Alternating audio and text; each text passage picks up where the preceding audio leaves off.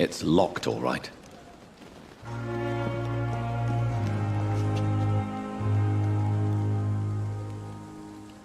Good evening, Dr. Reed.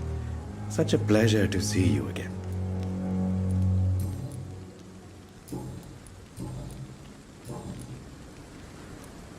Goodbye, Mr. Chidana.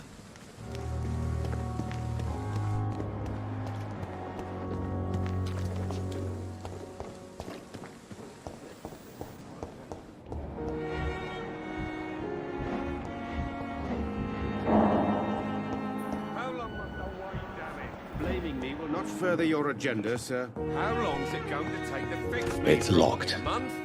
A year? You have the right to disapprove of our methods, and you will kindly apologize when you're feeling better.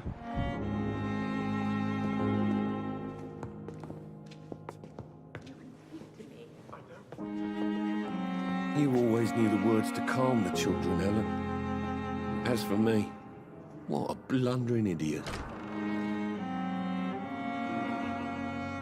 Good evening, sir. I'm Dr. Reed. May I help you? I don't know if a third opinion is needed. Your colleagues are already arguing about my condition. I see. Would you mind telling me more about your situation? I'm Harvey Fiddick. All I want is to get me bloody arm fixed properly.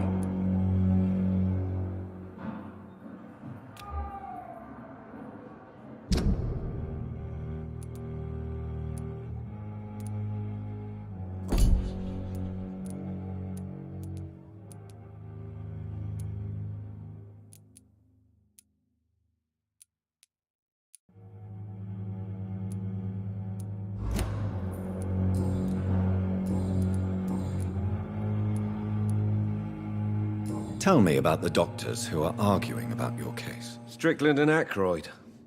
They both want the best for me, but there's a lot of pride there.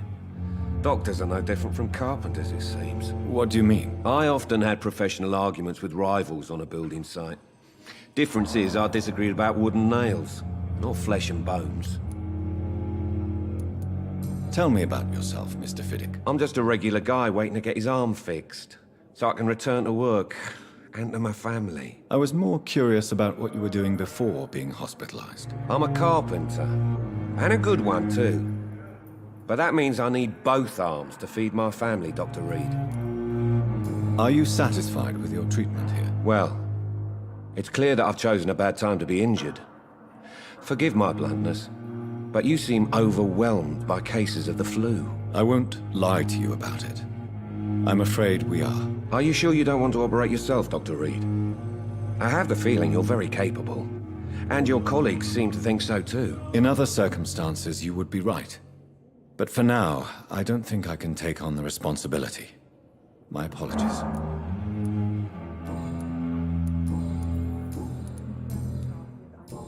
Is there anything else that's bothering you? Can I help in any way? I'm all right.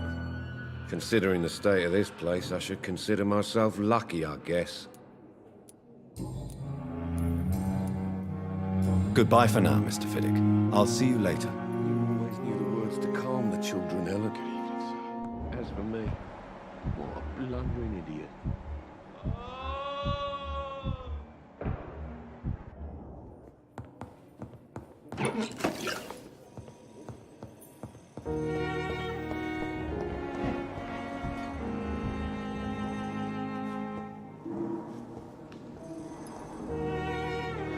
Good evening, Doctor. I believe we're going to be working together. Dr. Reed. Dr. Swansea informed us of your arrival, but I could not dare to believe we'd have such good fortune. Such an honor, sir. Thank you. And you are? I am Thoreau Strickland, Dr. Thoreau Strickland. I'm a great admirer of your work, Dr. Reed.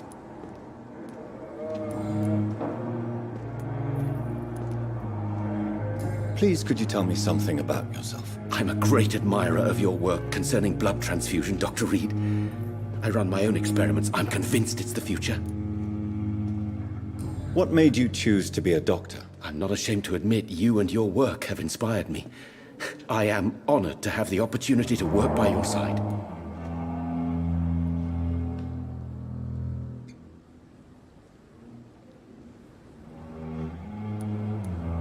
It's always a pleasure to share scientific and medical knowledge with someone eager to learn.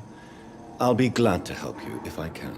This epidemic may be the century's most terrible disaster, but I'm convinced that we, as doctors, are the only ones able to defeat it. I based my technique on my mentor's research. He helped me perfect my method. What is yours? I'd rather not talk about it. For now, it's just theories and first approach. My process is purely experimental and unsuccessful. As long as you're cautious and methodical, you may remain empty-handed, but you won't fail. You're not the first one to warn me, but I am convinced knowledge is the main weapon against the ravages of this epidemic. What can you tell me about the Pembroke? Well, it has always been an honor to work with Dr. Swansea. But with your arrival, I can't think of a better opportunity to learn about blood transfusion. You seem quite optimistic. It's a rare and precious attitude in these difficult times. I'm convinced that this epidemic is a test of endurance and dedication for us men of science. Questions remain about our capacity to resolve the situation. True. Last summer, during the first wave of the epidemic, I used to joke with Milton about the extra work. We're not smiling now. Do you need help with anything in particular? Well, yes, maybe. I'm waiting for a batch of products I ordered for my personal research, yet my supplier seems to have vanished. Do you want me to play the errand boy for you? Oh no, Dr. Reed. But if you went personally to his shop, what with your reputation and all, he wouldn't dare to refuse the products I need. I see. Well, give me the address, for I may pass by if I have time.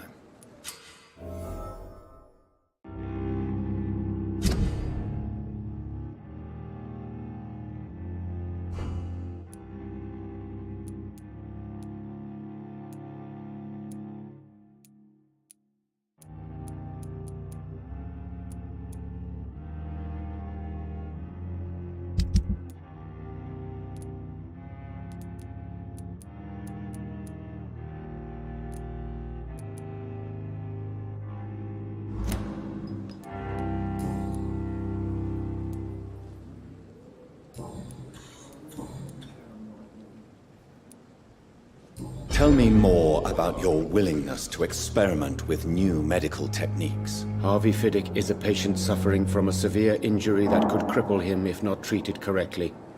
I'm convinced your blood transfusion technique could help him. What is it you really want? To save him, or to prove your point? Fair question. I want nothing but to save my patient, Dr. Reed. Especially since I know Mr. Fiddick's story. Tell me Mr. Fiddick's story. Our first diagnosis was compromised because Mr. Fiddick lied to us about the real origin of his injury. He first claimed it was an accident. But why would he hide such crucial information from us? Because he is a proud father, ashamed of putting his children at risk because of his own negligence.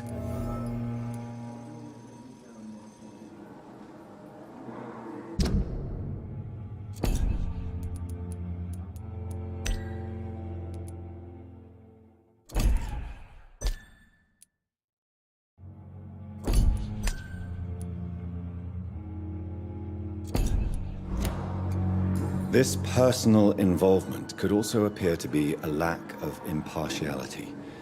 You must know that a good surgeon must remain neutral. I agree. But that does not excuse Dr. Ackroyd's behavior, a man who did not even take time to converse with his patient. Do you think keeping his distance was a mistake? All I know is that I'm taking care of human beings with desires, hopes, and fears. Not some biological machine comprised of blood, bones, and flesh.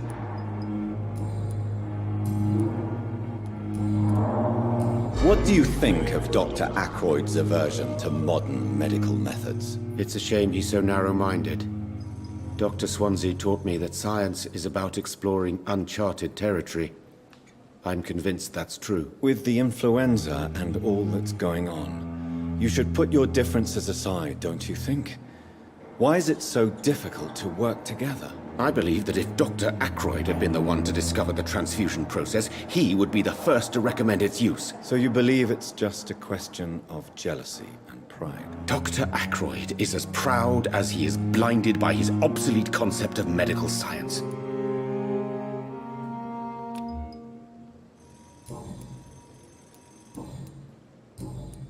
Do you need my medical attention, dear colleague? You don't have to worry about me, Dr. Reed. I am here to assist you, not to be a burden.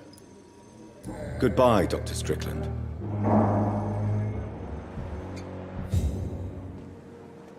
I'm quite busy right now, Dr. Reed.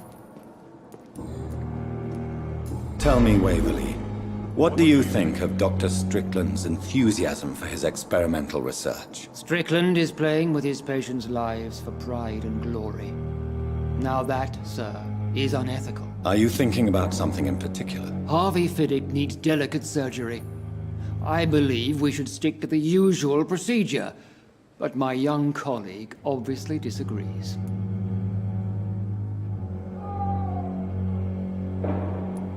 Why do you wish to lead this surgery? I strongly believe that Mr. Fiddick should not be butchered to test an unproven procedure.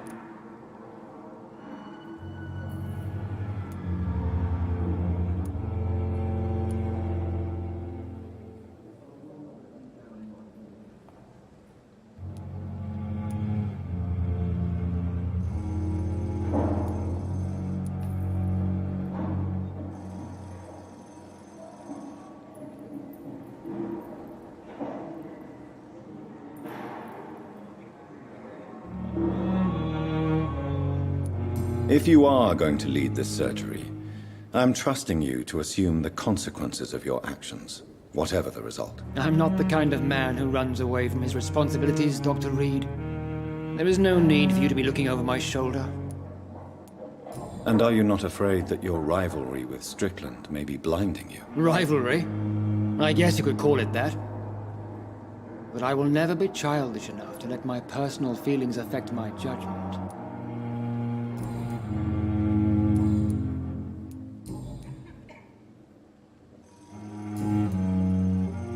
Thank you for your time. We'll talk later.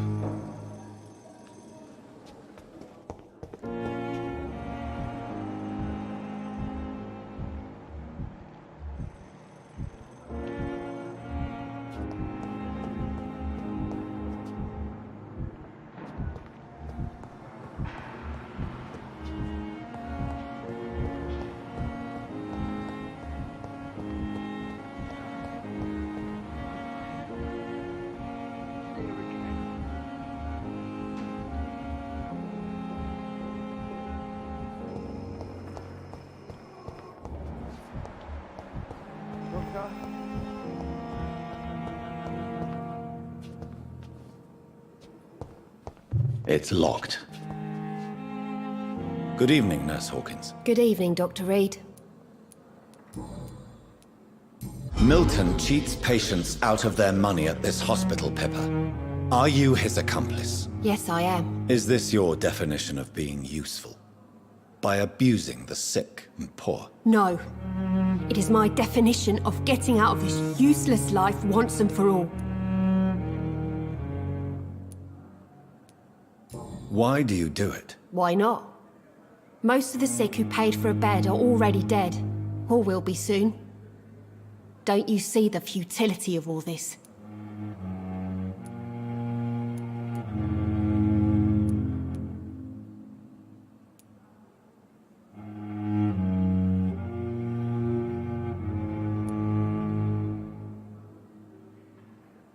You put a price on hope.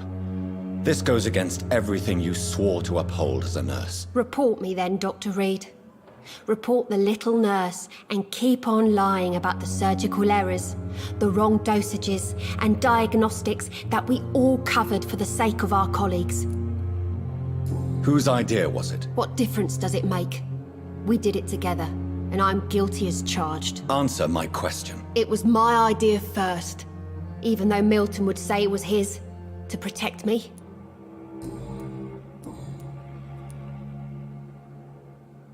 Do you need medical... I'm fine, really. Goodbye, Nurse Hawkins.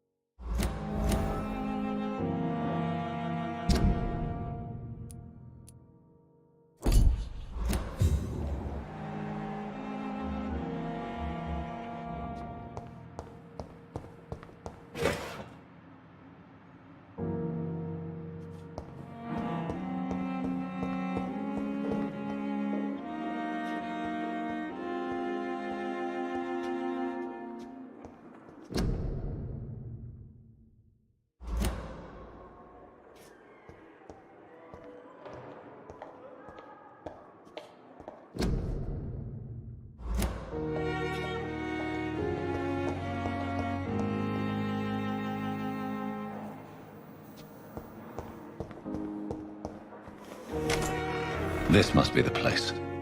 It's definitely away from prying eyes. Relegated to the shadows. A kingdom of my own. At least I won't be sleeping in a coffin.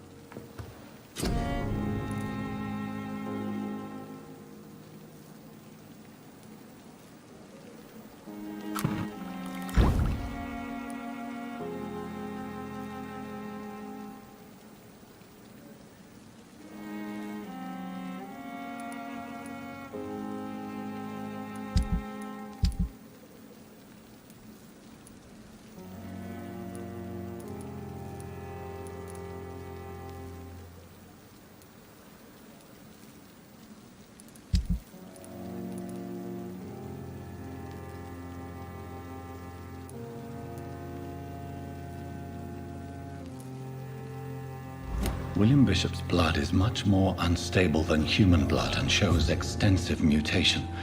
But this is not what happened to me. I must keep on searching. The sun is about to rise. I can feel it. I'll continue tomorrow night. I have so much time now.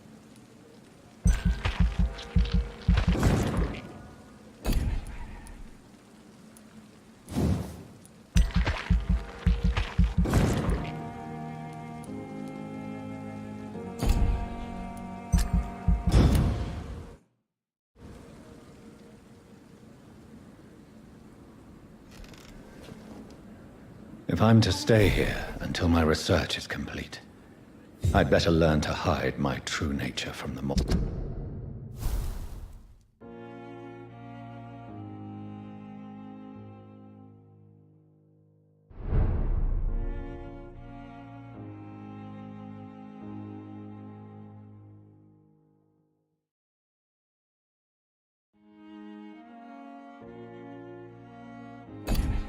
Mortals. But what about my thirst for blood?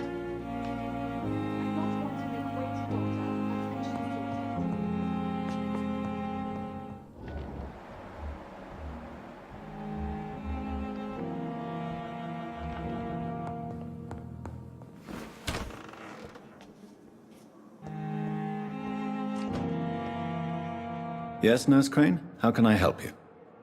I'm so sorry. I know Dr. Swansea wanted you to rest, but we have somewhat of a crisis. A crisis, you say? Our supply of antiseptics is nearly depleted. I was hoping there was another box up here, but...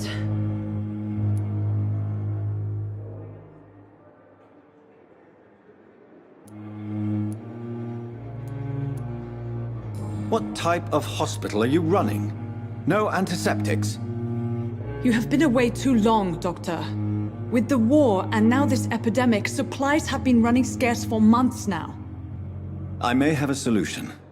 In France, during the war, drugs shortage was a daily problem, and we had to use our wits to overcome the shortages. However do you mean? If combined correctly, certain household chemical products can be used in a pinch instead. Now, where's the hospital storeroom? The storeroom? Fat chance. This is the Pembroke, and space is luxury we don't have. Everything used to be stored in the old morgue. Perhaps I should look there first. Where is this morgue? It's the large building behind the hospital. You'll need to go in the back door because it's been sealed off for sanitary reasons. Take this key. It opens a small back entrance at the end of a narrow street. The abandoned morgue behind the hospital. A small door at the end of a narrow street. On my way then. Thank you, nurse.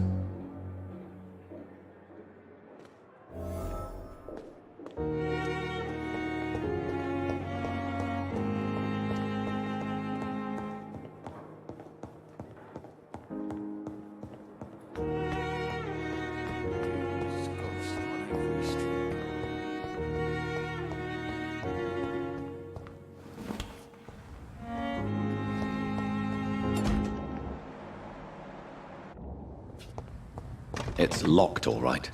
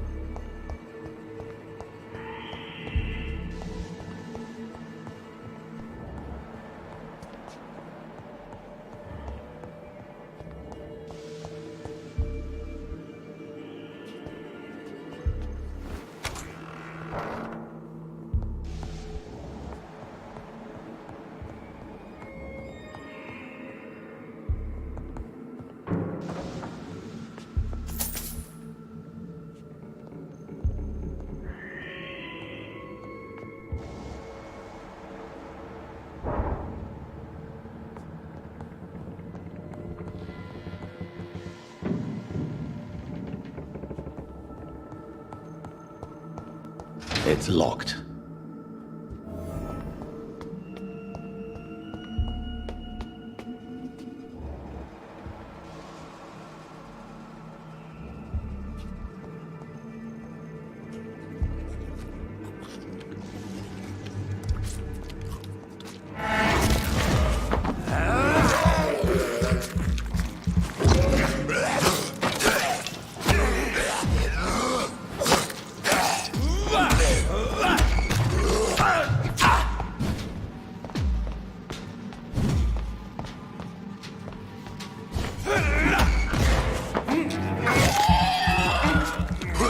Behavior is similar to the infected William Bishop.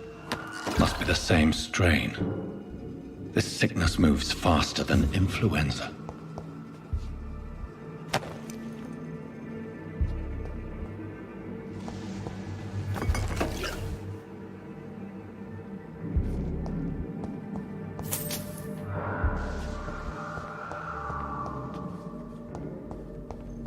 It's locked, all right.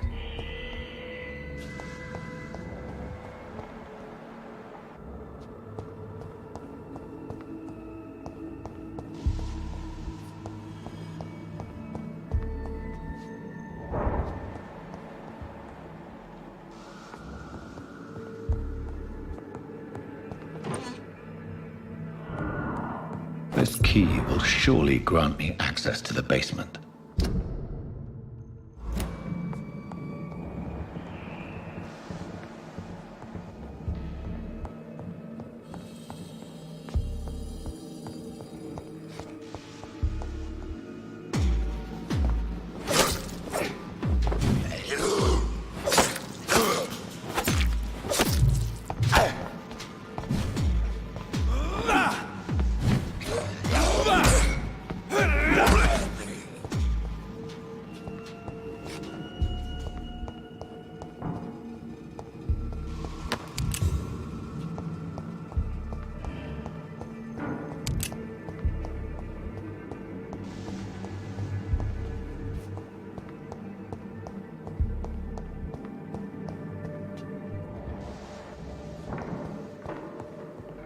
Balls of Mars, fortifiers. As popular as they are ineffective. But they do contain iron tartrate, and that might prove itself useful.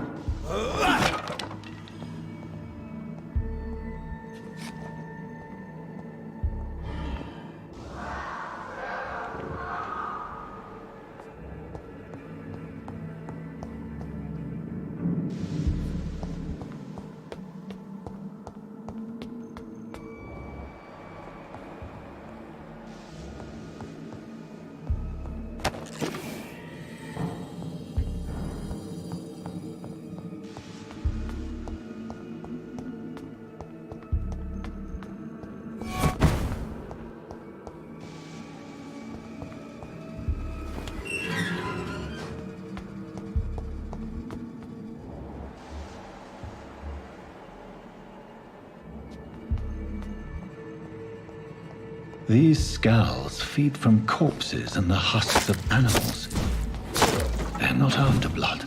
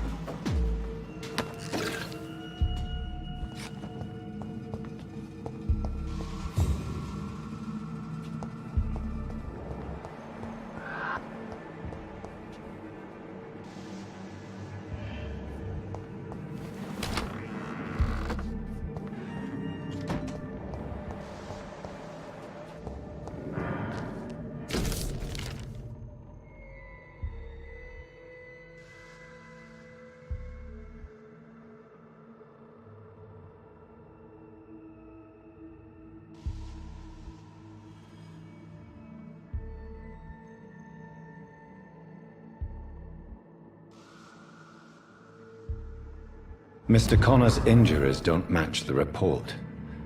I'd better look into this.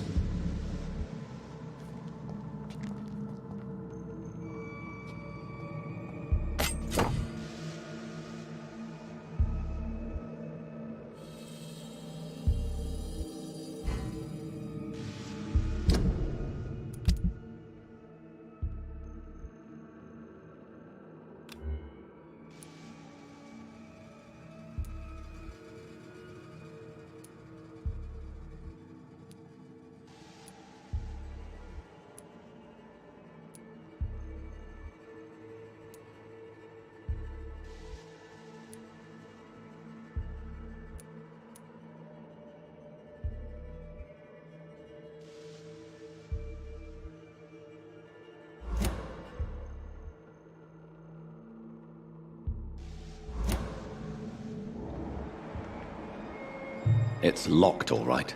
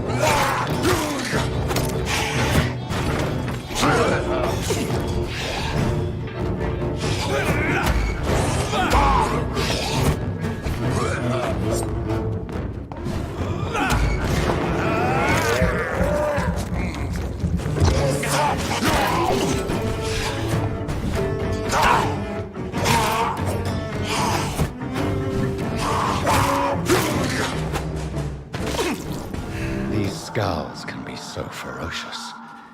I'm not sure I can defeat them without becoming stronger. To drink blood is so tempting.